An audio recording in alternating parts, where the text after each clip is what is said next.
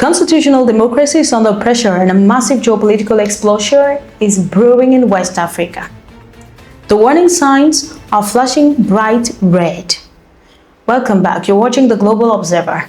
A major political storm is gathering across the hot plains of the Sahel, and the lines in the sand are being drawn deeper than they have ever been in modern history. Just recently, at Oxford University in the United Kingdom, Sierra Leone's president and the current ECOWAS Chairman, Julius Maada Bio, dropped a massive bombshell speech. He stood before an international audience and issued a fierce, uncompromising warning against military takeovers. He called on regional militaries to stand down, stay in their barracks, and remain completely loyal to the constitutional order. But let us look past the smooth, polished language of international diplomacy. This speech was not just an academic lecture, it was a direct calculated shot across the bow of the Alliance of the Sahel States, the newly formed alliance made up of Mali, Burkina Faso, and Niger. You know that story already if you're part of this channel. So these three nations have completely broken away from ECOWAS after launching massive popular anti-colonial revolutions. They openly accuse the regional bloc of acting as a political puppet for foreign interests, enforcing Western interference, and executing economic intimidation against its own people. What we are witnessing right now is not a simple political disagreement or a temporary family feud. This is a total structural fracture of the West African landscape. The region is splitting into two completely different visions of human power. On one side stands ECOWAS, claiming it is protecting democracy and human rights and also regional stability. On the other side stands the proud AES Alliance, declaring that military leadership is the only shield left to protect African sovereignty from corrupt political elite, economic theft, and foreign control. The political scoreboard shows a region totally divided down in the middle, and a single spark could ignite a massive confrontation. President Bio stood before that international audience and made it clear that the greatest threat to the region is the slow, agonizing erosion of public trust. He argued that everyday citizens do not hate democracy as an abstract idea. They love freedom. But what they have lost is faith in the democratic experience they have actually lived. They have watched empty elections happen while poverty deepens, and they have also seen national constitutions used as legal shields by corrupt politicians who refuse to manage public resources with accountability. When a political system completely fails to protect the people from poverty and terrorism, the people stop protecting the system. That is why millions of ordinary citizens across the Sahel have actively shared in the streets when young military officers step into the state television stations to announce a change in government. It was not a rejection of freedom. It was a total rejection of failure. This growing public support for military rule has sent shockwaves through the whole political establishment, forcing a desperate diplomatic counter-attack.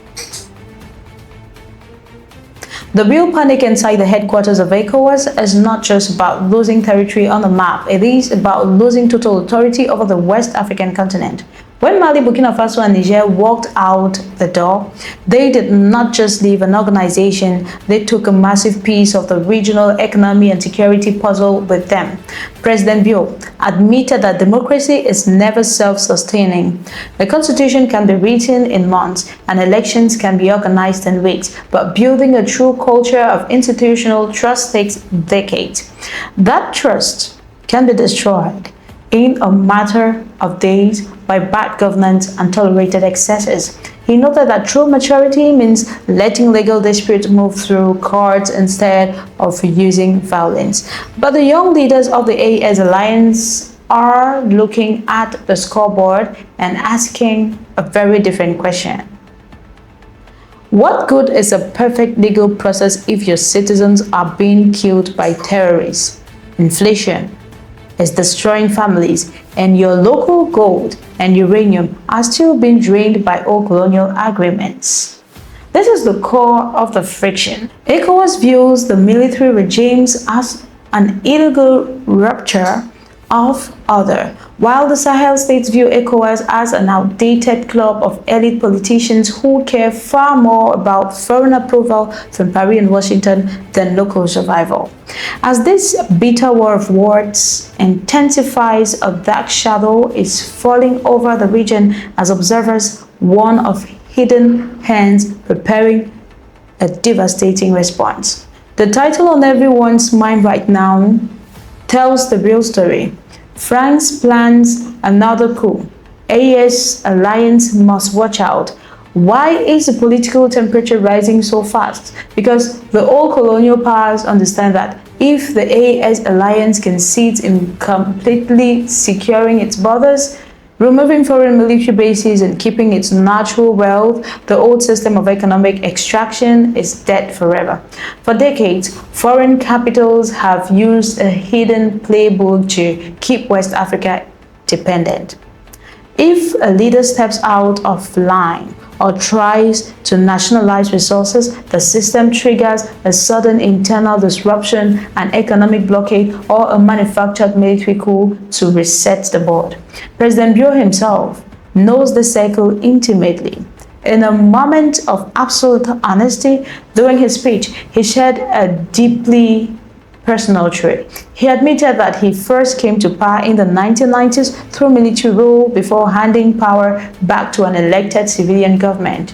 He learned firsthand that force can impose obedience temporarily, but it cannot build lasting legitimacy.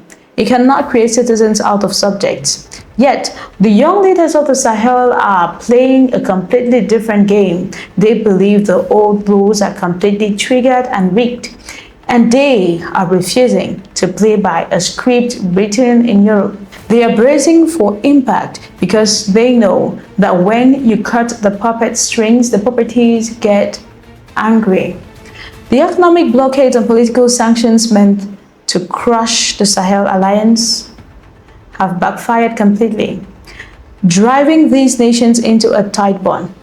When ECOWAS slammed the door and imposed crushing economic sanctions on Niger during its recent transition, the goal was simple: make the military government collapse under heavy financial pressure, and it was supposed to be a quick, painful economic shutdown. That shutdown that will force the soldiers to bow. Instead, those sanctions acted like super glue. They instantly bonded Mali, Burkina Faso, and Niger into an unbreakable security and economic pact known as the AES. They realized that in the face of a collective threat, their individual survival depends on total, uncompromising cooperation.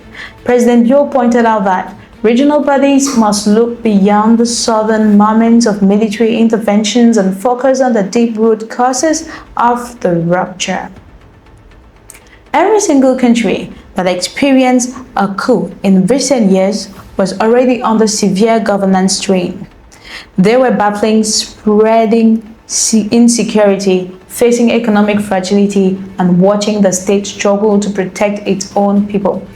If a democratic government cannot keep the lights on, control inflation, or even secure the borders from violent networks, it creates an absolute vacuum of authority. And history teaches us a brutal lesson. A vacuum of power will always be filled by those who hold the instruments of force. The truth is of this regional split is no longer about speeches and overseas universities. It is about who can deliver safety and dignity on the ground. The ground performance of international diplomacy is reaching its absolute limit. President Bio closed his address by calling for electoral credibility to be treated as a permanent structural investment, not just as event management exercise that happens every few years. He insisted that African elections must derive their validation and legitimacy from African institutions completely isolated from bad politicians and external ownership. On that specific point, both sides of this conflict actually agree. The youth of West Africa are loudly demanding to be the authors of their own story. They are tired of hearing their history harassed, narrated, judged, and validated by outsiders. But the path forward is a dangerous, high-stakes, a tightrope walk. If another military intervention happens tomorrow in West Africa, the response from ECOWAS will determine the destiny and the destiny of millions of ordinary people who are already watching inflation rise and security expand.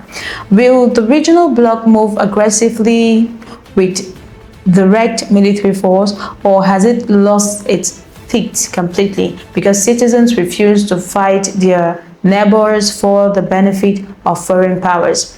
The ultimate battle for the political future of West Africa has moved from an abstract debate into a concrete struggle for total independence. The old system believes it can wear down the AES Alliance through isolation, manufacturing credit crisis, and also cutting off traditional trade routes, waiting patiently for the local population to grow tired of the struggle. But a massive, irreversible awakening is already moving through the streets of Bamako, Ouagadougou, and Niamey. A new generation of African youths is declaring with absolute clarity that they would rather eat the hard, dry bread of total independence than feast on the rich crumbs of the dependency at the foreign master's table. The AES Alliance must keep its eyes wide open and its security intelligence razor sharp. The old playbook of division is already being deployed behind closed doors, looking for the weakest link in their chain to offer private deals and break the unified front. Unity is their only shield. So thank you for trusting the Global Observer to bring you the raw facts behind the world's biggest headlines with high quality, energy, and zero bias. Do you think the AES Alliance can withstand the hidden diplomatic and military pressure moving against them? How should ordinary citizens navigate this massive regional split? Let us know your knowledge in the comment section below. Make sure you hit that like button, share this urgent analysis across all your digital platforms, and subscribe to our channel so you never miss out on the frontline broadcast. This is the Global Observer bringing to you whatever you need to know as far as Africa is concerned. So stay united as Africans, and I'll see you in the next one. Goodbye for now.